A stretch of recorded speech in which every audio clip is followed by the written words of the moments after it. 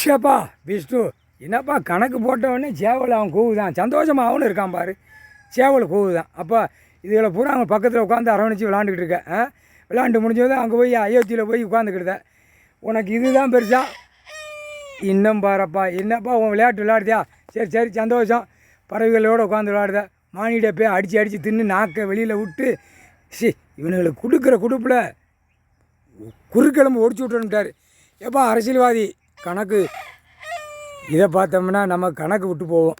ஏப்பா அரசியல்வாதி கெட்டு சேட்டை பண்ணி வச்சுருக்கான்ல, மத்திய அரசு மாநில அரசு, மத்திய அரசு மாநில அரசு, மாநில அரசு மத்திய அரசு கேஸ் கட்டி நீதிமன்றத்தில் வழக்காடுது.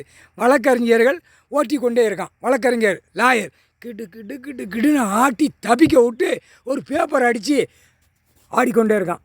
நம்ம கைலாசத்தில் கோர்ட்டு வளாகத்தில் நீதி அரசர் போட்டார். இந்த அச்சடிக்க பெட்டியை தூக்கி ஒதுக்கி உள்ள நீதிமன்றத்தில் உள்ளே கொண்டு போய் மாட்டி கொண்டு போய் உட்கார வச்சுரு அந்த பெட்டியை. மத்திய அரசு மாநில அரசு, மாநில அரசில் கொட்டடிக்கான், பிபி ஊதுதான், சிங்கி தட்டு தான்.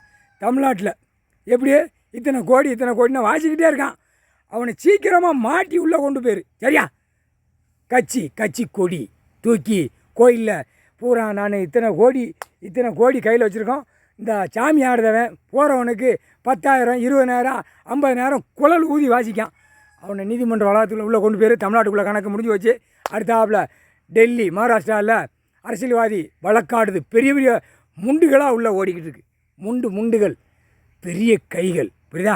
அடக்குறது யார்? கடவுள் தான் அடக்குவார். நீதி அரசர் தான் அடக்கி ஒற்று மிதித்து உள்ளே கொண்டு போய் திணிச்சு அடிக்கணும் இந்த பேய்களை. புரியுதா? ஏப்பா கட்சி கோடி தூக்கி ஆட்டி இந்த கோடி அந்த கோடின்னு தூக்கி ஆட்டி வழக்கறிஞர்கள் உள்ளே ஆடுதான். புரியுதா? பொட்டணமாக கட்டி வச்சு ஆடுதான். பொட்டணமாக வெளியில் கட்டி இவனுக்கு கொடுத்துருதான். இப்போ இந்த பேப்பரை வச்சு விளாடுதான். அந்த பேப்பர் உள்ள சிக்கலில் நீதிமன்ற வளாகத்துக்குள்ளே கைலாசத்துலேருந்து கொடுத்தாச்சு. அங்கே வெளியில் உள்ள நீதிமன்ற கோர்ட்டில் இந்த பேப்பருங்கிற அச்சடித்த பேப்பரு சிக்கலில் வரணும், பேசணும். ஏன்னா கோடி பேப்பர் எங்கடா விட்டான், கோடி பேப்பர் எங்கடா அடித்தான், மத்திய அரசு விட்டுக்கிட்டே இருக்கான், மாநில அரசு விட்டுக்கிட்டே இருக்கான்னு நீதிமன்ற வளாகத்துக்குள்ளே அது கணக்கு ஏற்றிரப்பா. ஏற்றிரு உள்ளே ஆடணும்.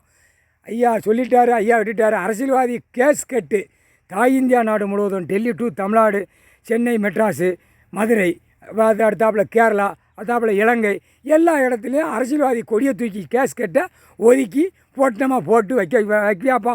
வைப்பா நீ தானே ஆடுதா? கருப்பு ஆடை ஆடுதில்ல, ஆடிக்கோ.